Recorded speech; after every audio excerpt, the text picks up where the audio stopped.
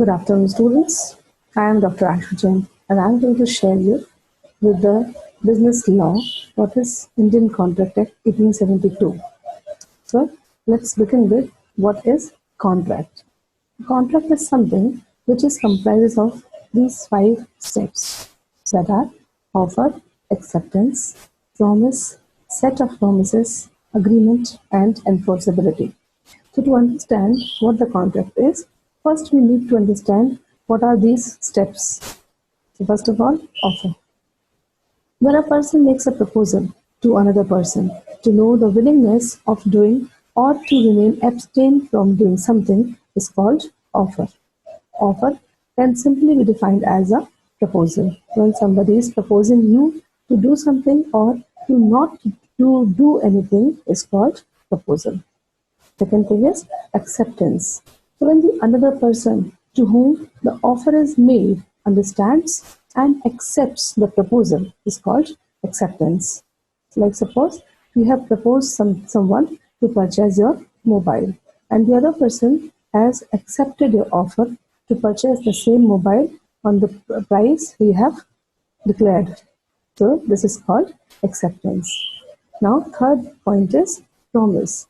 When both the parties are binding with each other in some responsibilities is called promise. Now both of you have proposed someone to purchase your mobile and the other person is ready.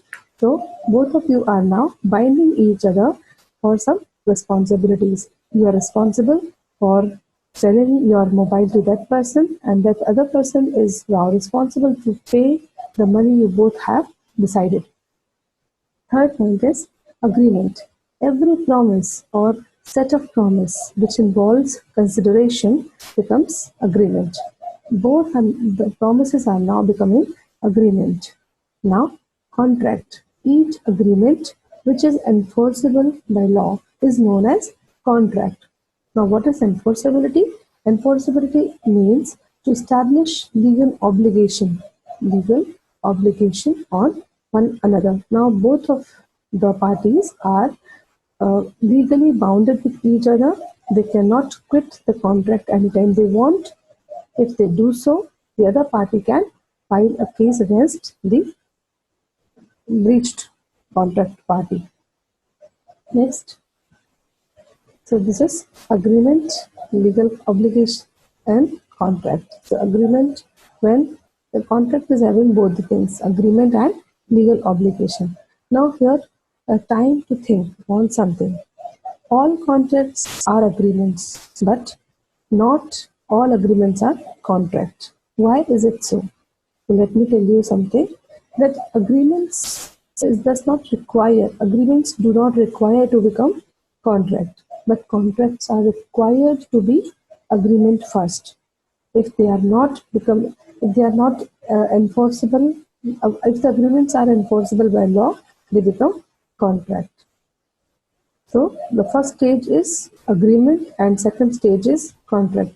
So for any contract, if any contract is becoming a contract, it might have first ever been agreement. But agreement does not require to be a contract. It can be fulfilled even when it is an agreement. Next. So there are some essential elements of a valid contract. Now, after understanding what the contract is, we are now moving towards the essential elements of a valid contract. So there are some important elements which are required to establish a valid contract. What are they? First point is offer and acceptance. So you have all just listened to me that what is offer and what is acceptance. In the valid contract, it is required to be proposed by something to someone and the other person might have accepted the same thing. If it is not happening there, it is not a valid contract. Second point is intention to create legal relationship. Yes, it is very important point. If they are not intent to create a legal relationship, they are not creating a legal or valid contract. Consideration. What do you mean by consideration? Consideration means something in return.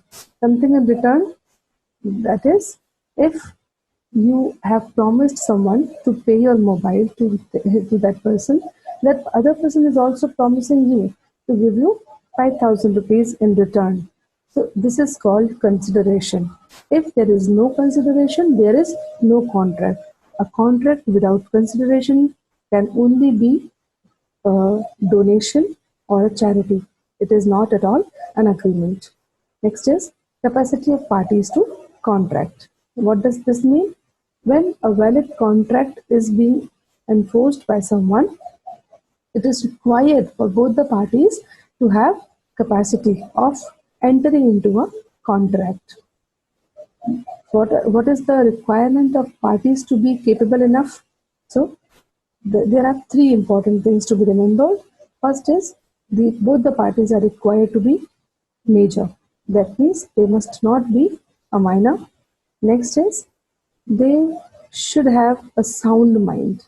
Sound mind means they are not innocent. They are not idiots. They are not fools. They are not um, like alcoholic persons.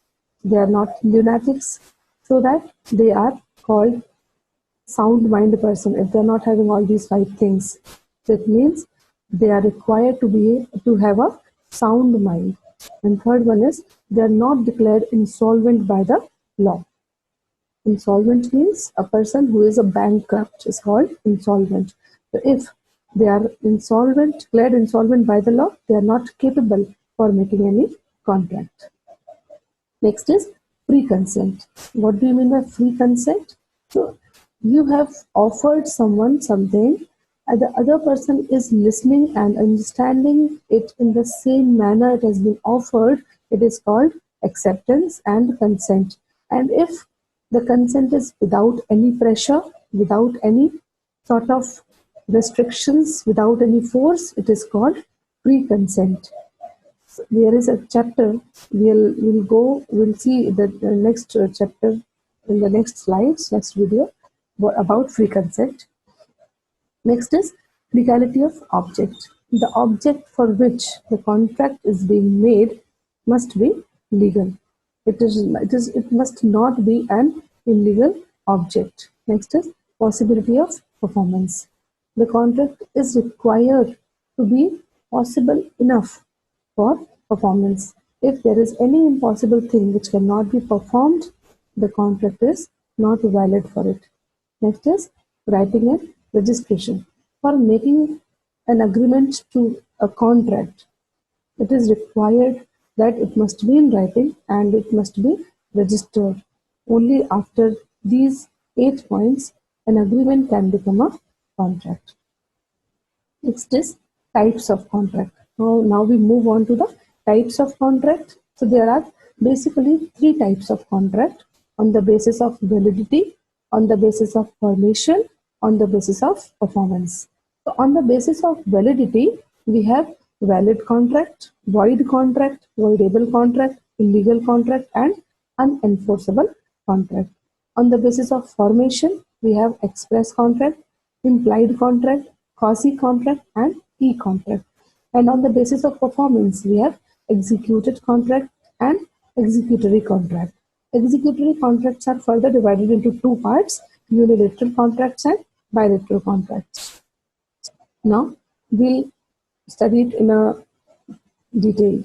Valid contracts are those contracts which are enforceable by law and binding with all the rules and regulations, where the objective of the contract is legal, where the parties are bounded with the legal foundations and the Indian Contract Act 1872. They are called valid contracts.